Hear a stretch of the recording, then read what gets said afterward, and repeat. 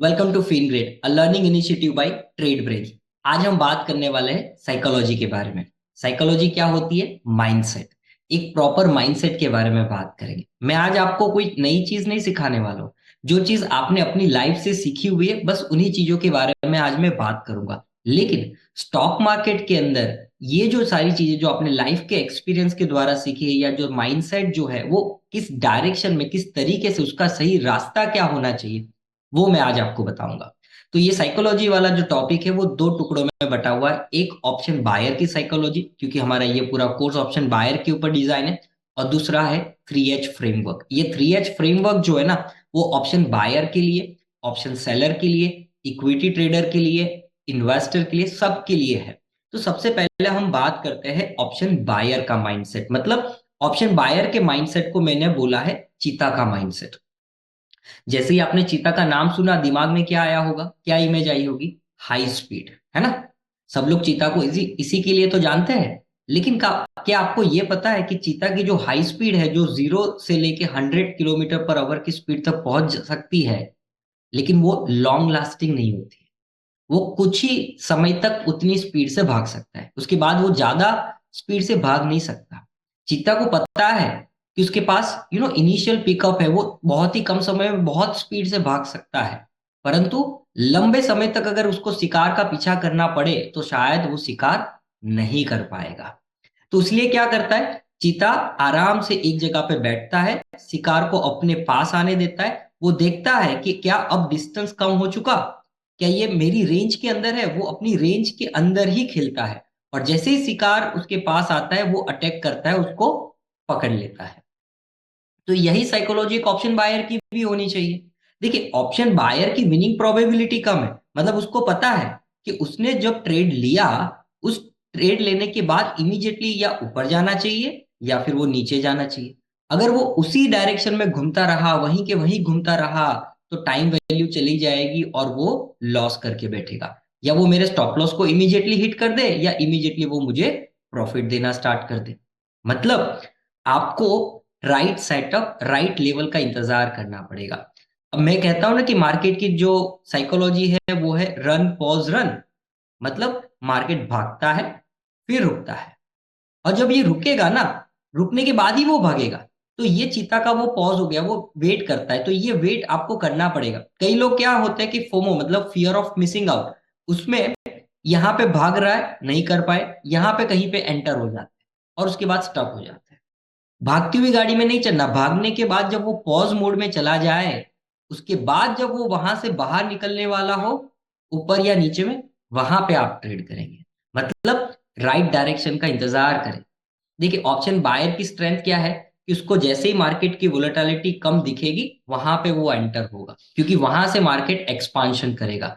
तो सही लेवल का इंतजार करना बहुत जरूरी है। और आपके ट्रेड लेने के बाद उसका भागना बहुत ज्यादा जरूरी है। तो ये दो चीजें ध्यान रखिएगा कि आपकी एंट्री हमेशा पॉज जब खत्म होने आया होगा और खत्म होने से जब रन स्टार्ट हो रहा होगा तभी आपकी होनी चाहिए। अदरवाइज आप डेफिनेटली लॉस करेंगे। तो ये बात का बिल्कुल ध्यान रखिएगा। चलिए, ये तो बात हो गई कि चीता से हम क्या सीख सकते थे। अब बात करते हैं 3H की, जो हर ट्रेडर के लिए काम का है। तो ये 3H फ्रेमवर्क क्या है साइकोलॉजी का? तो पहला H है हैबिट के बारे में, दूसरा H है हैप्पीनेस के बारे में, और तीसरा H है हेल्थ के बारे में। सबसे पहले हम बात करते हैं हैबिट की। तो देखिए, स्टॉक मार्केट के अंदर ना एक एग्जांपल देता हूं जो बहुत ही रिलेवेंट है, शायद आप भी रिलेट कर पाएंगे। और एक्सपीरियंस जितने भी ट्रेडर है आप उनसे बात करेंगे तो इस बात से वो एग्री भी करेंगे। स्टॉक मार्केट के अंदर आप अगर लॉस लेते हैं ना, उससे कोई प्रॉब्लम नहीं।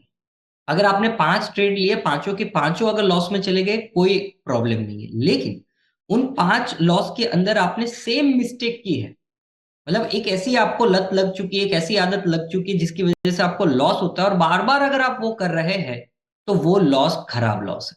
फिर ये लॉस नहीं चलेगा। आप कुछ और गलती कर रहे हो जिसकी वजह से लॉस हुआ है, या फिर एक प्रोबेबिलिटी है ट्रेडिंग सेटअप की कि आपने सारे रूल्स फॉलो किए, 70% ऑफ वो वर्क करता है, 30% टाइम वो वर्क नहीं करता है। अगर ये 30% ऑफ टाइम में अगर आपका लॉस होता है ना, चलेगा। बट अगर आप रिपीटेडली गलतियां कर रहे हो उसकी वजह से अगर आपको लॉस हो रहा है, वो नहीं चलेगा। इसका मतलब क्या हुआ कि गलत आदतों की वजह से लॉस नहीं होना चाहिए। तो गलत आदतें कभी ना डालें।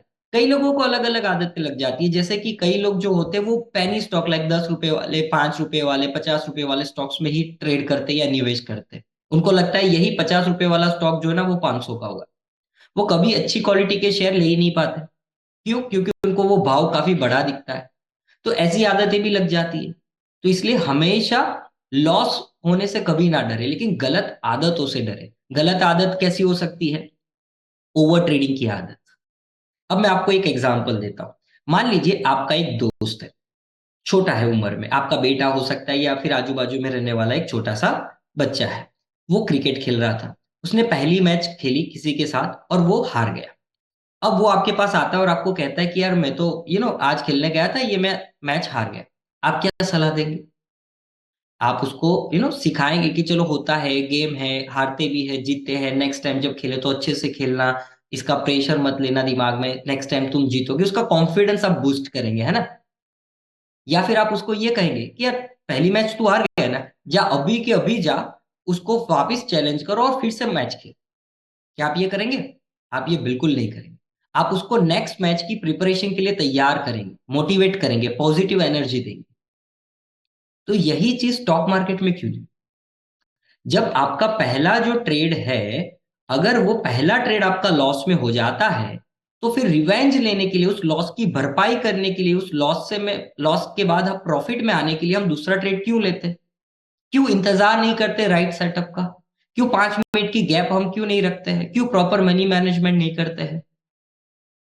तो ये जो हैबिट हो जाती है ना रिवेंज लेने की, ओवर ट्रेडिंग करने की, ये आपको डुबा डुबा देगी। तो हमेशा याद रखिएगा, अच्छी आदतें आप अपनी लाइफ में भी अच्छी आदतें रखिए, स्टॉक मार्केट में भी अच्छी आदतें रखिए। मूवी का जो डायलॉग था ना, उसी डायलॉग को मैं अपने शब्दों में बोलता हूं कि लॉस से डर नहीं लगता, लेकिन लॉस से होने वाली जो गलत आदतें है ना, उससे डर लगता है। तो हमेशा ध्यान रखिएगा, आदतें अच्छी रखनी चाहिए भले लॉस हो। अब आगे बात करते हैं दूसरा, और वो है हैप्पीनेस। अब देखिए यहाँ पे हैप्पीनेस की जो मैं बात कर रहा हूं वो दो चीजों में है। एक हैप्पीनेस है जो प्रॉफिट की है, और दूसरी हैप्पीनेस है वो है लॉस की हैप्पीनेस। प्रॉफिट की हैप्पीनेस कैसे? कि मान लीजिए आपने 100 रुपए पे कोई माल लिया, आपने 120 रुपए पे बेचा, तो आपको 20 रुपीज का मुनाफा हुआ। आप खुश है, बहुत ही खुश है, आपका एकदम पॉजिटिव माइंडसेट होगा। अगर वो 120 वाला अगर मान लीजिए उसी दिन उसी समय 130 का हो गया, तो फिर अफसोस होना स्टार्ट हो जाएगा। अरे क्यों अफसोस करना? आपके नसीब में जितना था आपको मिल चुका है, अब दूसरों के लिए कुछ छोड़ दो।